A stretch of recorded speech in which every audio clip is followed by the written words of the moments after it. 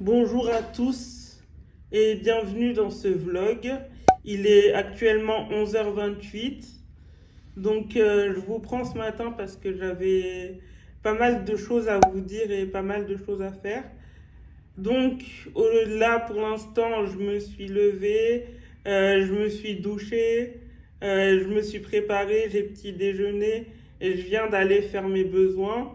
Et mon but à travers ces vlogs, c'est de vous montrer le quotidien d'une personne à mobilité réduite qui vit en institution et vous montrer que le handicap, c'est pas seulement des personnes en situation de handicap, de vulnérabilité qui se bavent dessus toute la journée et qui font rien de leur journée. Le programme de ce matin, ça a été de voir les infirmiers parce que si vous le savez ou peut-être pas, les personnes en situation de handicap, on est souvent sujette aux infections urinaires.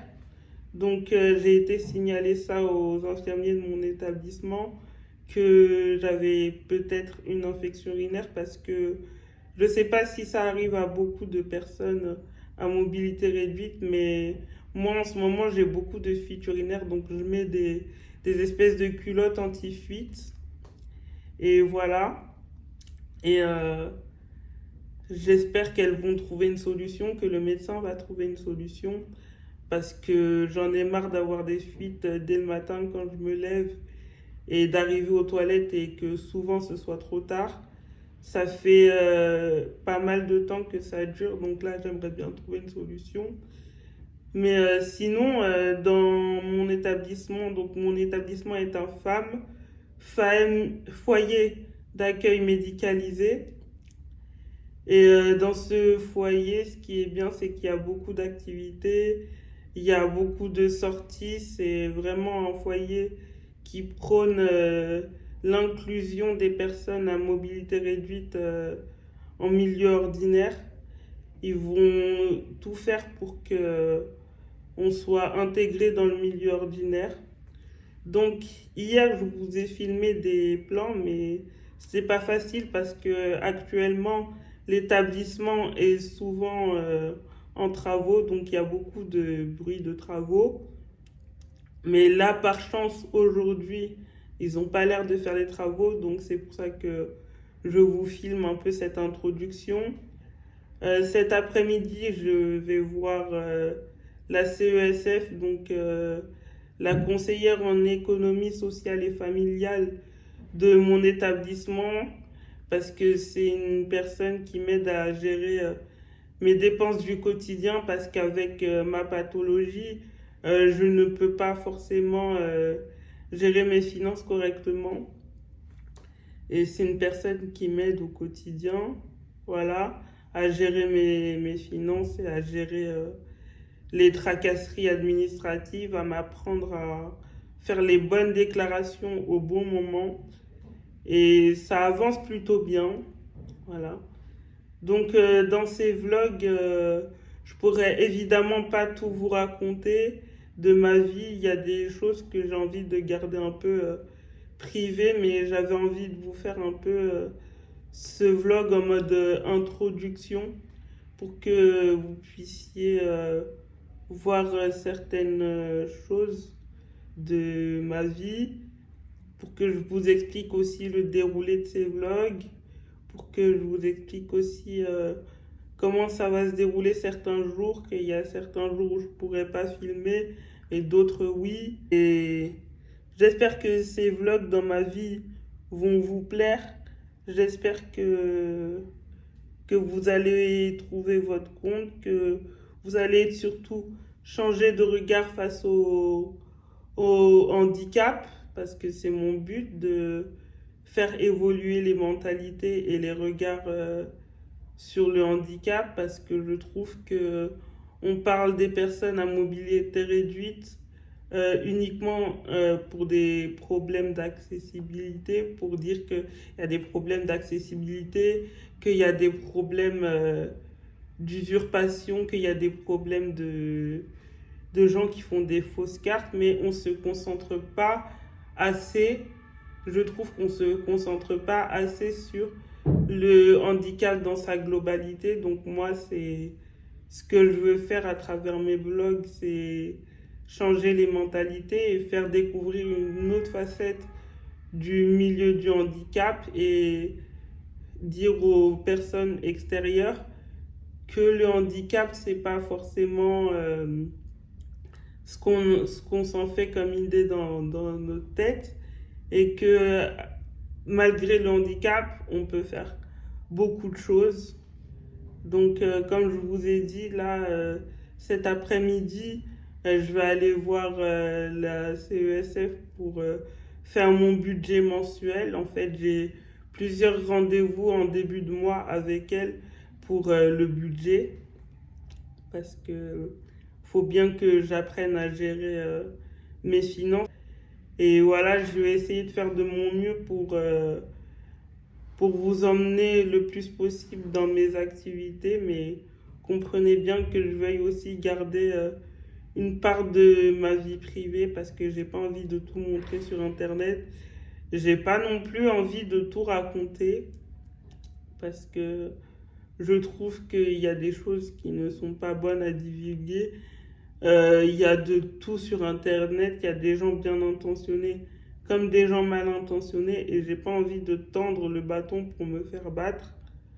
Donc voilà le principe un peu de... Je voulais vous expliquer aussi le principe un peu de cet établissement, c'est de prôner, comme je vous ai dit, l'inclusion des personnes à mobilité réduite dans le milieu ordinaire et de tout faire pour que on soit à l'aise en milieu ordinaire pour qu'on développe aussi notre autonomie intellectuelle et physique. Et voilà, pour nous apprendre à être autonome en extérieur. Par exemple, je sais que moi, j'ai beaucoup de mal à me déplacer en milieu extérieur avec mon fauteuil. Et ben, ils vont par exemple m'apprendre à me déplacer avec mon fauteuil, à faire du repérage dans l'espace, à voilà. Et hier, justement, à ce sujet, hier, j'ai eu mon projet individualisé d'accompagnement, donc PIA. Le PIA, c'est une réunion pluridisciplinaire où les soignants se réunissent, tous les corps de métier se réunissent pour parler de nous, de ce qu'on a envie de faire et de comment ils vont nous accompagner au quotidien sur les objectifs qu'on a émis au cours de cette réunion. Et là, mon objectif, c'est de m'ouvrir au monde et de prendre plus confiance en moi dans ma prise en charge médicale, paramédicale, etc., etc. Et du coup, bah, ils vont m'aider à ça, ils vont me faire participer à la vie en institution parce que comme j'aime écrire et comme je me débrouille bien avec l'outil informatique, ils m'ont proposé de gérer les réseaux sociaux de l'établissement et je trouve ça bien parce que ça va, comme j'aime me servir de l'outil informatique, ça va m'aider à participer à quelque chose, à construire quelque chose. Ils m'ont aussi proposé de participer à la radio caritative de l'Association des paralysés de France, donc de APF France Handicap. Et ça, évidemment, j'ai dit oui, parce que je pense que ça peut m'ouvrir des portes en tant que personne en situation de handicap. Je pense que ça peut m'ouvrir beaucoup de portes. Je pense que ça peut m'aider à mieux m'exprimer aussi face à vous notamment et face à mes interlocuteurs, tels qu'ils soient. Et j'ai, à titre personnel, dedans j'ai mis le fait que je voulais faire de la radio. Donc, ce sera un premier pas dans le monde de la radio. même si c'est à titre associatif. Et même si à terme j'aimerais aller dans des célèbres radios comme France Inter, etc. Mais c'est déjà un premier pas vers dans le monde de la radio. Voilà.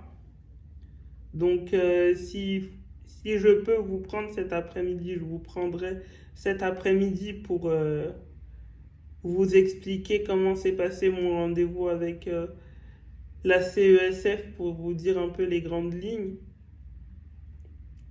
Et voilà, je vous retrouve plus tard dans la journée pour vous dire comment s'est passé mon rendez-vous. Re-salut tout le monde, je suis de retour de chez la CESF, donc conseillère en économie sociale et familiale. Comme je vous ai dit ce matin, il fallait que j'aille la voir pour faire mon budget mensuel et pour régler quelques tracasseries administratives. Donc voilà, on avance doucement mais sûrement dans la gestion de mon budget. Mon budget est presque à l'équilibre. Ça s'équilibre doucement. Et on a fait aussi un contrat on a résilié un contrat d'assurance pour Darty pour mon téléphone. Et c'est en bonne voie. Je suis en bonne voie pour bien savoir comment gérer mon budget à l'avenir. Mais il faut que je continue le travail avec elle parce que c'est un travail qui est essentiel. C'est un travail qui moi, me sert beaucoup. C'est un travail qui m'apprend à gérer les choses au niveau budgétaire. Et il faut que je continue.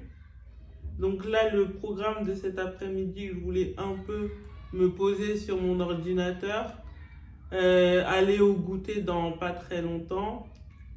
Et ce soir, je vais regarder un peu la télé sur mon téléphone. Je vais faire des trucs pour me détendre parce que là, je suis assez tendue. Pour ce que je vous avais dit ce matin concernant mes fuites urinaires, on a dû me changer de pantalon comme vous le voyez. On a dû aussi me mettre une protection complète parce que le pantalon était trop mouillé, la pouleps aussi. Et j'espère vraiment que les infirmières et le médecin vont trouver une solution parce que j'en peux plus. J'ai 26 ans, je peux pas avoir des fuites urinaires comme ça. Même si au niveau de ma pathologie, je vais vous expliquer. Je suis IMC, donc infirmité motrice et cérébrale. Et du coup, j'ai une espèce de dérivation dans la tête, un tuyau qui permet au liquide céphalorachidien de s'évacuer, mais comme il ne s'évacue pas correctement, le tuyau, il sert à ce que ça s'évacue correctement. Et là, le tuyau est percé. Donc, je vois un neurologue de manière assez régulière pour évaluer mes capacités et mes incapacités. Par exemple, mes capacités à faire mes transferts, mes capacités à me retenir quand je vais aux toilettes, c'est les fuites urinaires clairement. Et pour évaluer mes capacités aussi motrices, est-ce que je peux m'habiller seule, est-ce que je peux manger seule, est-ce que je peux me brosser les dents seule, ces choses-là. Et tant que l'opération pour changer ma dérivation ne sera pas faite, je ne pourrai pas avoir une vie la plus confortable possible. Moi, ce qui me dérange, c'est pas tant les maux de tête, parce que les maux de tête, j'ai l'habitude d'en avoir. Et puis, il y a des médicaments pour pallier, il y a le Doliprane, il y a d'autres médicaments, il y a le Dafalgan. Il y a des solutions aussi non médicales pour pallier à ça. Je pense notamment aux huiles essentielles, même si toutes les huiles essentielles ne sont pas... les huiles essentielles sont à manipuler avec modération. Mais je pense aux huiles essentielles notamment, aux tisanes, aux infusions. Dites-moi en commentaire si vous voyez ce vlog et que vous êtes...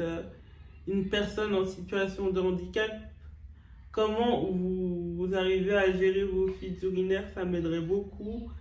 Et voilà, parce que moi, ça fait quelques semaines que ça s'est plus ou moins aggravé et que je ne le gère pas du tout.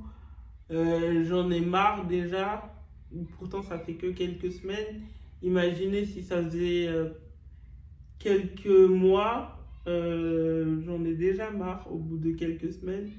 Et je ne suis pas quelqu'un qui avoue mes faiblesses, mais là, comme ça risque de se voir de plus en plus et que je redoute ça, d'avoir apporté soit des protections toute la journée ou soit des sondes urinaires, je redoute d'avoir apporté les sondes urinaires. Ce serait vraiment quelque chose de dégradant pour moi. C'est quelque chose que je n'assumerai pas au quotidien, que j'aurais du mal à assumer en tout cas. Mais voilà, je souhaite vraiment qu'on trouve une solution avec l'équipe pluridisciplinaire pour mes fuites urinaires, soit que je revoie mon neurologue. D'ailleurs, j'ai décidé de reprendre rendez-vous avec le neurologue pour savoir si on peut pallier à ça à plus ou moins long terme, parce que je ne me sens pas d'assumer d'avoir des fuites urinaires tous les jours, à tout moment de la journée. Là, je porte une protection, mais quand j'étais chez la CESF, j'ai senti ma vessie se détendre alors que je ne voulais pas qu'elle se détende et c'est extrêmement désagréable. Je vous laisse imaginer l'inconfort. Donc voilà, j'espère que les médecins et les infirmiers et l'équipe pluridisciplinaire vont trouver des solutions pour m'aider à ce niveau-là, parce que j'assume vraiment pas ce côté du handicap. J'ai vraiment du mal à assumer ce côté du handicap, mais je sais que ça fait partie de nos pathologies. Je sais que ça fait partie du fait que je suis tout le temps assise et que le corps comment on dit, il s'affaisse, je sais pas. Les organes sont pas à la bonne place. Voilà, je sais que ça fait partie un peu de tout ça, on me l'a expliqué. Mais pour autant, j'ai du mal à l'accepter. Et j'arrive pas à l'intégrer dans ma tête. Et voilà. Donc si vous avez des astuces, si vous avez des conseils en commentaire, je suis preneuse, parce que c'est vraiment un état avec lequel j'ai du mal en ce moment, que j'ai du mal à conscientiser, à prendre en compte. D'habitude, j'assume tout. J'assume de temps en temps de me faire pipi dessus. Ça fait partie du jeu, ça fait partie du lot. Mais là, j'ai du mal à faire avec, à composer avec cet état qui me dérange beaucoup. Me voilà de retour dans ma chambre, il est aux alentours de 17h. J'ai bien goûté, j'ai juste pris un thé avec du sucre. Et du coup, je vais arrêter ce vlog maintenant parce que je vais rien faire d'intéressant pour ce soir. Donc, je vais arrêter le vlog maintenant. Si vous avez aimé ce vlog, n'hésitez pas à le partager, à le liker et à vous abonner à la chaîne. Je vais essayer de vous le publier le plus rapidement possible. Mais n'hésitez pas à me suivre dans mes aventures. Soyez bienveillants avec vous-même. J'essaye de me l'appliquer à moi-même, cette phrase. Pour être accepté des autres, il faut s'accepter soi-même. Et du coup, je vous publie ce vlog le plus rapidement possible. Je vous le montre le plus rapidement possible. Je ne sais pas à quelle fréquence vont être publier ou même filmer les vlogs. Je vais voir au feeling, comme je vous ai dit. Mais en tout cas, j'essaierai de vous filmer le plus souvent possible mes journées, sachant que je passe l'intégralité de mes journées dans ma chambre à faire ce que je dois faire, les vidéos, etc. Mais quand j'aurai des choses à faire, j'essaierai de vous filmer dans mes journées et dans ma vie. Mais voilà, j'ai été très heureuse de passer cette journée avec vous. J'espère que vous aussi. J'espère que vous serez nombreux et nombreux à me suivre dans mes aventures. J'espère que ça va vous plaire, ce que je vais vous partager au fur et à mesure. J'espère aussi que vous serez bienveillants dans les commentaires parce que n'oubliez pas que sur Internet, on est avant tout des êtres humains avant d'être des créateurs de contenu. Donc, de toute façon, les commentaires malveillants, je les supprimerai. Et de toute façon, dans mon établissement aussi, il y aura quelqu'un pour m'aider à gérer les commentaires, pour m'aider à les lire, etc., etc. Donc, je ne serai pas seule face aux commentaires désobligeants. Mais j'espère que cette vidéo vous a plu. J'espère que ça vous a plu de me suivre dans ma journée. J'espère que ça vous plaira. J'espère que vous serez nombreux et nombreux à me suivre dans mes aventures. Je vous retrouve très bientôt pour une prochaine vidéo, pour un prochain vlog. Merci d'avoir regardé celui-ci et à très bientôt.